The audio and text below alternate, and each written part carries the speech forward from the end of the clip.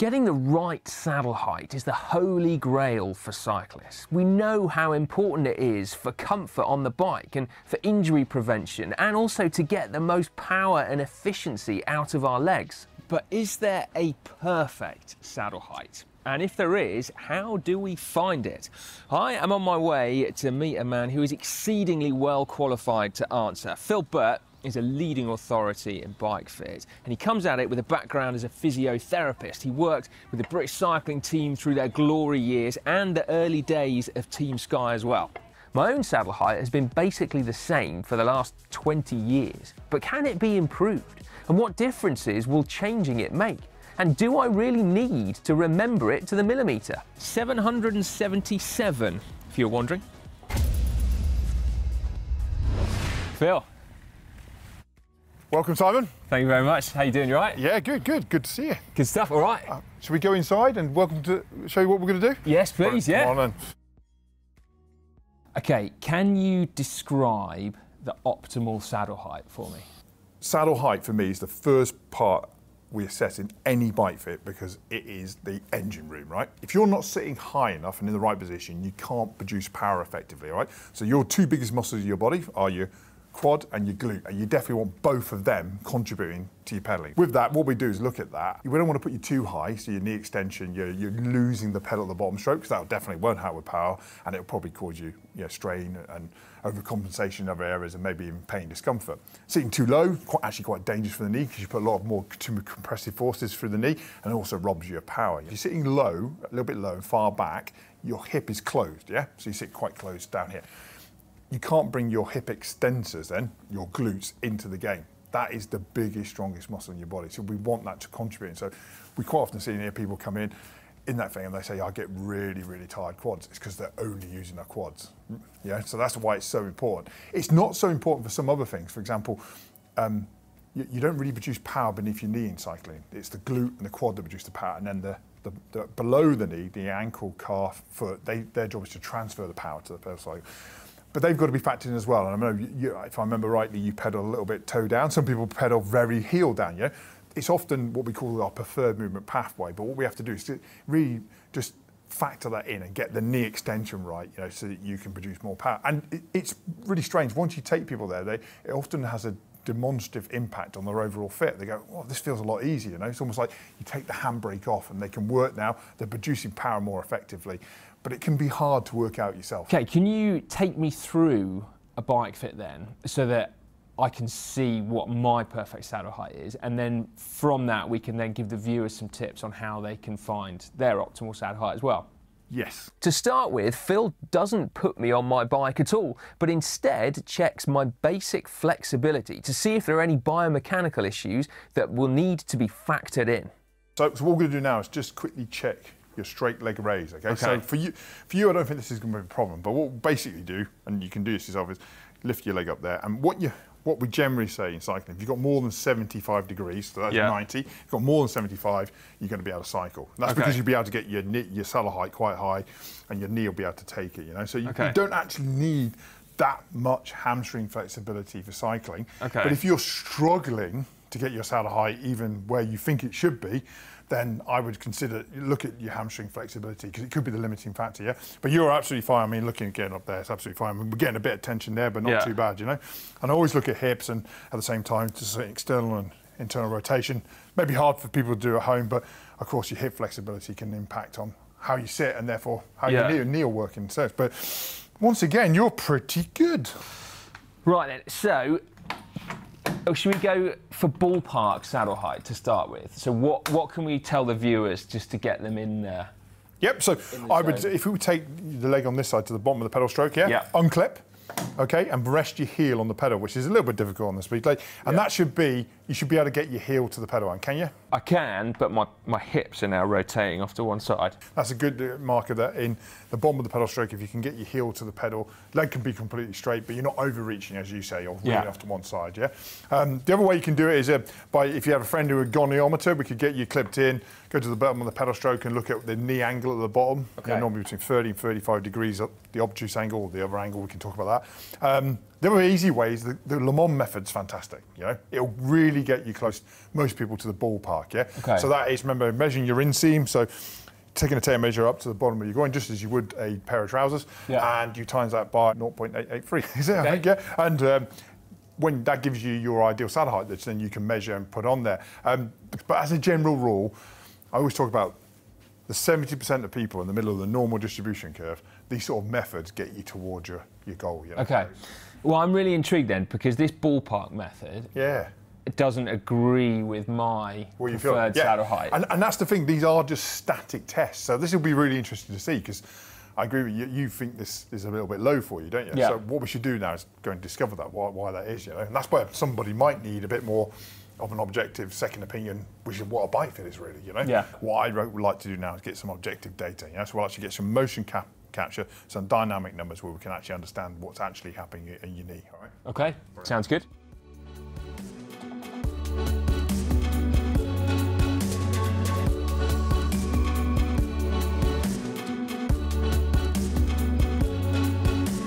The dynamic numbers Phil's referring to are the angles that my joints are making as I'm pedalling. And to see them accurately, he's using a well-established motion capture system created by Retül.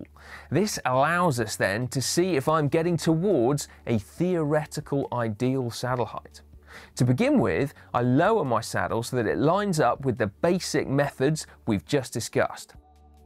So if you start cycling, okay, right, just start pedaling, okay? What you start to see is that there's a little blue man. Oh yeah. That's you. This is your knee trace from the front, okay? Yeah. And then yellow means you're outside the range that Retül thinks is normal for that joint in that thing. As I said, there are very, very real reasons why you might not need to be green. Yeah. That's for me to interpret and do, right? But there's certain numbers that will really help us understand whether the saddle height's too low for you, which it 100% is. Yeah. Okay. So that's interesting then. So. This feels too low for me. Yeah. What is it on there that shows you that it's too low? So what we're looking at here, and the first most important number, all that data I'm showing that it carries on down the screen, is your maximum knee extension, yeah? Okay. Which should be anywhere between, these lots say, 32 and 42 degrees, and I tend to agree with that, okay? Okay. And you're sitting at 48. So what that says to me is, you are sitting too low, your knee is too bent at the bottom of the pedal stroke. Now we moved into this dynamic setting, this is what you can definitely see, you're sitting too low. And I think it's because you mentioned it to me earlier, you're quite a toe down right pedaler, yeah? And we'll see that when we get your saddle height correct in a minute, you'll actually see that come back. Yeah. I think that's why that basic off the pike test to put your heel on the pedal isn't working for you, because it doesn't actually replicate the way you pedal.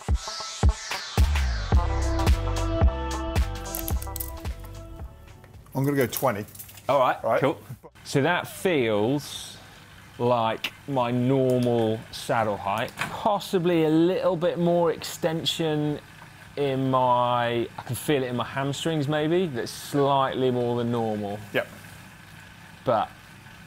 So your numbers have changed quite dramatically, as you can see there, you know? Yeah. So we were at 48, we're nearly in the window there now, all right? But you do quite a lot of ankling, you do. You can see the ankle range there. Yeah. So it's up at, right, so what that's telling us is that you do pedal in a really nice, sort of like flowy way with your ankles. So the extension sometimes look a bit low. You have to take all those points. I agree with you, that's better. Yeah. But I wonder whether we just adjust the saddle slightly forward and see if that feels different to you. Okay, so why are you thinking that we move the saddle forward? Because, what I'm going to do down here is have a look at this, because your knee forward a foot, see there, is at -20. Okay. So that's the old plumb line measurement. If you stop pedaling, remember you should take the plumb line, drop it from the furthest forward position and make sure your foot's not. What I see with that is that says you're sitting quite far back, and that's what I think, because I didn't push the saddle forward when I put you up. So I think what you might be feeling, your hamstrings, is because you're having to sit far back to get to the end of the pedal stroke, right? Okay. So I'm going to move you forward, and that'll bring you over, and we'll see how you feel with that, yeah? Okay. The knee forward a foot number gives me a lot of confidence I can do that without giving your knee any problems, yeah? If you're already sitting quite far forward, we can't do that, because you're going to, we might get your saddle height right, but all of a sudden your knee's in a bad position. Okay. Makes sense, yeah? It does, yeah. And it feels, I think what you're now feeling is the lack of fore-after adjustment, which you have to consider when you're changing your saddle height, yeah? Yeah. So we want that saddle to actually go back where it was. Okay. With the new saddle height. All right. All right, make sense? Yeah, it does, hop off? Should we do that? So what we've done now is just correct your setback side by moving the saddle forward about 10 to maybe to 12.5 mil, okay? Just moving it forward there. What we're going to do, rather than the measurements here, we're going to look at how you feel and how the body reacts with the numbers there. That's the most important thing. But I'll be interested to see if this feels different to you.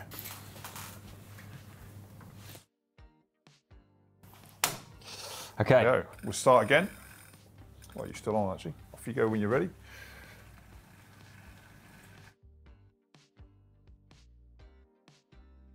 So, you need to look at that. Okay. So whilst we say we don't fit the numbers, it is nice when they all go green. Yeah. So your if I take this back up a minute, actually. That's interesting. It hasn't changed my knee extension. Exactly. How does it feel?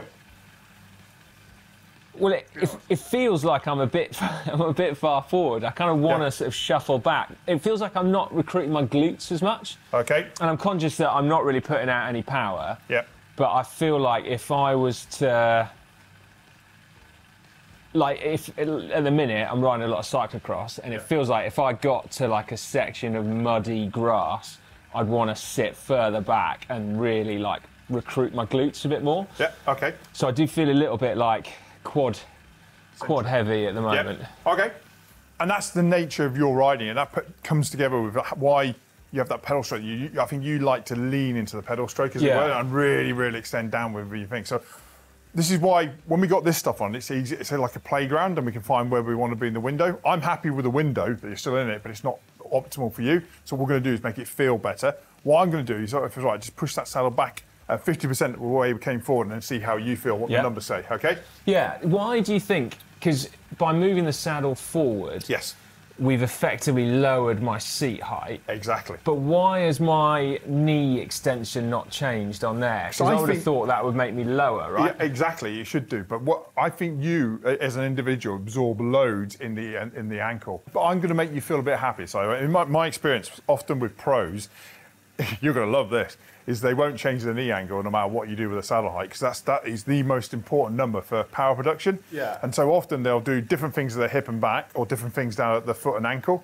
But they won't. Most people, normal people though, are not anywhere near their right position like you are, and often the knee angle will change quite dramatically. Okay. Does that make sense? It does. So you're selecting, as I'm changing things, your body and you subconsciously are selecting to absorb those changes at the ankle. Yeah. And that's where we're seeing the change in the numbers. Yeah. And that's why you don't feel that oh, hold on a minute, why has my knee angle changed? That's why it hasn't changed, because basically your body's quite clever at saying, I'm going to preserve the knee angle and make it better, yeah? So I think you're right. As we come forward, we do loads. So the two things we can do here, we can either go further back or we can go further up.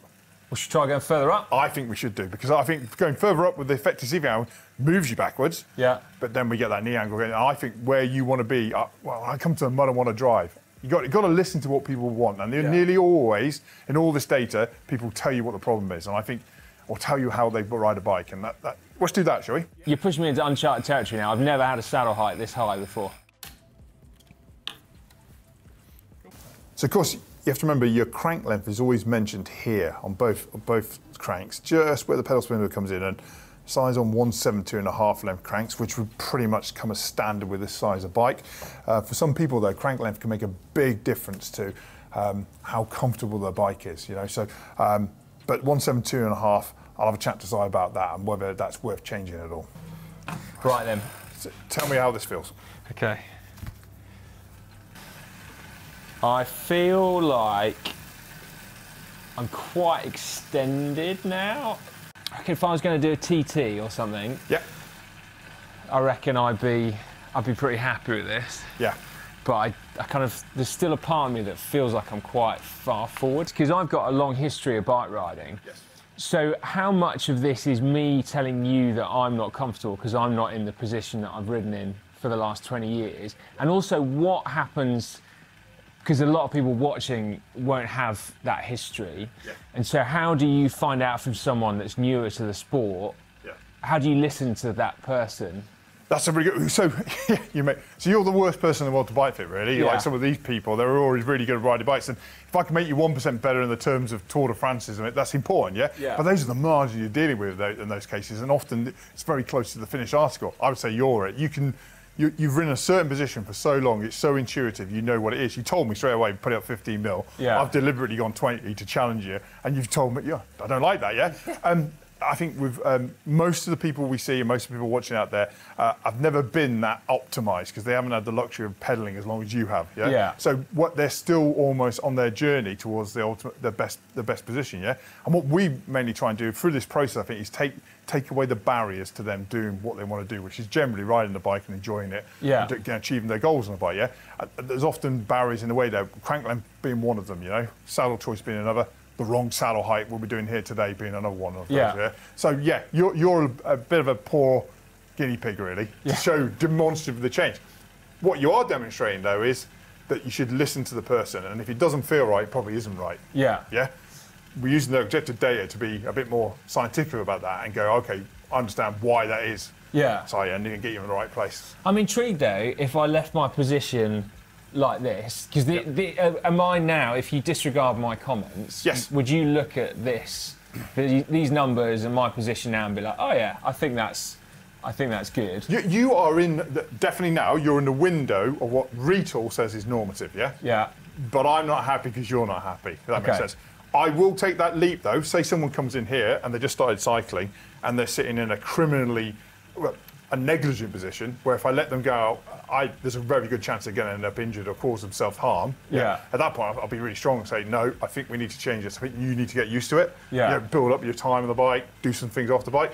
With you, it's different. I think I'm listening to a pro. You'd be daft not to listen to the years and years worth of how I feel built into your head. Yeah. You know? What I've done is push the barrier to the top of the window. You go, no, that's a bit too high. I don't like that. I'm a bit too far forward now, and now we'll drop it back down in there, make you happy. Yeah. Yeah. You'll be hard to change, Simon, as a bike rider, because as we discussed, how long have you ridden the same saddle for? Or you can ride any saddle, can't you? I'm the different one. Yeah. No, I can ride any saddle, but I've ridden this position pretty much since about 2003. Yeah. I think. Yeah. Because someone told me to put my saddle up. Yeah. Which they were probably right to do. Yeah. I think, let's get you back in that position, all right? Okay. Hop off and drop you back down, okay? Yeah. Just see a foot. And then we're going to bring the seat back a little bit. Yeah.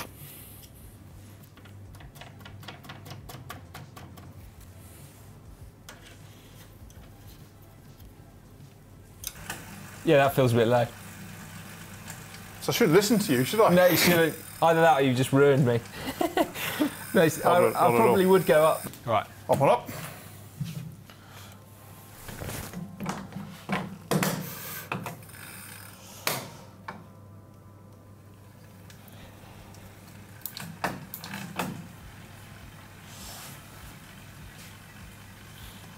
Yeah, that feels better. That better? That's better. How are my numbers looking? Let's have a look. Hopefully good. Yeah. You just see your knee extension there, right? Yeah. Don't worry about that 43. It's this that confuses it. You're such a beautiful ankler. Yeah. So you have a lot of ankle ranges. People used to say Bradley used to ride like that. But there's equally people who go into like quite, really heels down. Yeah. And you can see if you put your heel down on that. Watch that number change there. There you go. Yeah. So now your saddle height in terms of knee extension is ideal for what Retül thinks, yeah? Yeah. And now if you let you pedal it the way you want to, the anchor goes back up and the angle comes out a little bit. Yeah. I'm comfortable with this though. Yeah. I'm comfortable with this. Do you know what will make it a whole lot easier maybe? Yeah. I think if you wanted to ride in a really aggressive position, Yeah. but with having 172.5 cranks, probably close up your hip just ever so slightly at the top of the pedal stroke, yeah? So you think I should get shorter cranks? Anyone watching this knows what I think about crank length, yeah? I think crank length as we get older, and you're not getting any younger, I'm not getting any younger. So we often say, you're adaptable, and this is adjustable, yeah? The one thing, if you came in here from, and I didn't know Si Richardson was an ex-pro and just said I want to do this, I'd probably put you on 170s. The reason being is we now know it makes no difference to your overall performance in terms of power, yeah? Yeah. All it does is change your gearing, yeah? Yeah. That's what it does. Yeah. Why would you pedal a bigger circle? It's kinematically harder. Yeah. Your knee has to go up and down further, your hip has to close up more. So I would change crank length for you. Some people absolutely need change. Yours would just be a subtle thing to mean that you I think we could keep you in your aggressive position for even longer. Okay. Further into, you keep the position the same, but the crank length would change. Okay, Phil, this seems like there's a lot to unpack here, in that my preferred saddle height doesn't agree with the numbers. So how does, what do we interpret from all of this? Yeah, and that's why you come back to, you don't fit to numbers, you use the numbers to help you make considered better decisions, yeah? So typically you were difficult, and it'd be really nice you just all slotted in there. You knew exactly when you came in. You're sitting a little bit low because this wasn't set up for you. We've moved you into the window and beyond it, and then moved you back down and got you back to where you were. And it's because you pedal slightly outside of what the Retül measures as the normal way. It doesn't mean it's wrong at all, right? Yeah. It's got a lot of ankling motion. It's quite typical sometimes that in mountain bikers. And I actually think your saddle height, whilst you're just in the bottom of the window, it's absolutely fine. Just that that's where you're comfortable. The most important thing is in your case, is to listen to you as someone who's ridden a bike a long time and knows that saddle height. I think it's pretty good, right? Now, could it be better, right? My personal opinion, looking at all this, is that you're quite long in the thigh, all right, and the 172.5 crank length, while it's not massively long, probably forces you to sit a little bit further back. Hence, when we brought you up and forward, you felt cramped. Yeah. And it's about absorbing that crank length here. So I think if we were to put, gun to my head, is your saddle height ideal? Retül thinks it's a little bit low, you say it's fine, I'm comfortable with it. If we wanted to put it higher, for say we wanted more power, say you're still on the BC program or trying to be pro and do those things, you go, I'll do anything to be a bit better. I think I would explore putting you higher, but dropping your crank length, yeah? And of course we'd have to accommodate that crank length drop into that. But I think if you make the circle underneath you smaller, it would help with your particularly long thighs and legs to absorb that, and therefore getting that potentially even better position. Okay. Yeah. So there is potentially a more optimal saddle height for me. Yeah. But to find it would involve changing my crank. Yes. And it's also going to involve changing my stem, which also involves changing my handlebars. So to wrap things up then, try and neaten things up, there is potentially an optimal saddle height for everyone, but broadly speaking, there is a window that is correct. Yeah. Right, yeah. And so people kind of don't necessarily need to worry about being millimetre perfect, because it won't make that much difference unless there is an issue. Yeah. And at that point, then you need to start playing around. Is that a fair? I think that's a really good summary. I think, to demystify it and relax people, in my opinion, there's a bike fit window. There is no one ideal position, yeah? There's quite a lot of pros who will what we call micro adjust. Each day they'll change their saddle height a few mil. You might have met some of them, because they just want to feel the muscle tightness in a slightly different part of their quad. And as long as you know where the window is, where the anchor point is, what's wrong with that? So there is no one ideal position. I'll give you a good example of that. If you're an office worker and you do most of your cycling at the weekend, yeah, and most weeks, week to week, you have the posture and the position of sitting in that office doing that work. When you go on a 2-week cycling holiday, your position probably can be better at the end of the 2-week cycling because you've been cycling more, yeah? Yeah. So that just tells you there's a window. There's a window when, I can't do much cycling. That's my bike fit window now. And then when I'm doing loads of cycling, actually I've become more flexible, more used to it. I can actually get a little bit of a higher saddle height and slightly further forward because this is all I'm doing, yeah? So there's almost like windows for different types. But yeah, I think if people use those basic guidelines and get into that window, that it's fair. Most people can get fairly close to it, most of the time. Phil, that's great. Thank you very much. Okay, right. A couple of weeks have gone by since I went up to Phil's, and I've been giving it a lot of thought since then. Firstly, I'm still amused at how much of an impact my ankles have on my bike fit. No surprise, really, I guess, that I'm a massive ankler. Important to get that right. Secondly, a big take home from me was how quickly our saddle height mission evolved into a saddle position mission. And of course, when you think about it, it's impossible to separate saddle height from how far forward or backward your saddle needs to be. And what of my position? After a fantastically insightful and genuinely enjoyable few hours trying to download as much of Phil's knowledge as I could, where is my saddle now? I've put it up.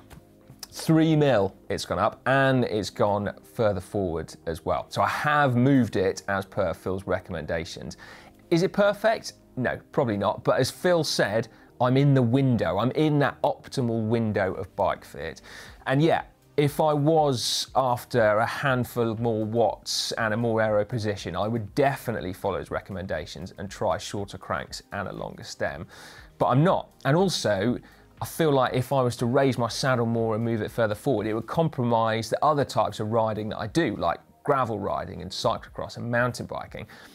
And I think therein lies the issue with striving for perfection. I don't think there is a perfect saddle position unless you only do one specific thing, like ride round a track or something like that, because it's so dependent on what you ride and where you ride and how long you ride for. There's always a compromise to be made. And as well as that, bike fit's constantly evolving. As we learn more and science can tell us more, what we know now about bike fit is different to what we knew 10 years ago, just 10 years ago. So where does that leave us then? Firstly, I think it's super important to remember that those basic fit tools, like putting your heel on the pedal at the 6 o'clock position and the Le Monde method, are a really good starter for getting you in that window, Phil's all-important window. Then, I can't recommend enough filming yourself whilst riding on an indoor trainer. It will give you an idea of your ankle angles and your knee angles, even if you don't have that pinpoint accuracy that you get with a motion capture system. It will still give you some insight as to how you might need to evolve your position from those basic setups. And then unless you've got any pain when you're riding, in which case you might want to go see a bike fit, I think that's enough, because beyond that, you're dealing almost with bike fit philosophy as you are with actual physiology. I mean, what Phil recommends might differ from what other bike fitters recommend, although with his track record, for my money's on Phil. Sorry, folks. But anyway, I would love to hear your thoughts on this topic. Do you agree that there is no such thing as a perfect saddle position? Or if you do think there's a perfect position, what is it? How do you find it? And do you agree with Phil's thoughts? Get involved in the comment section. Before I go, huge thanks to Phil for his time and his insight as well. We'll have more from him coming up very soon.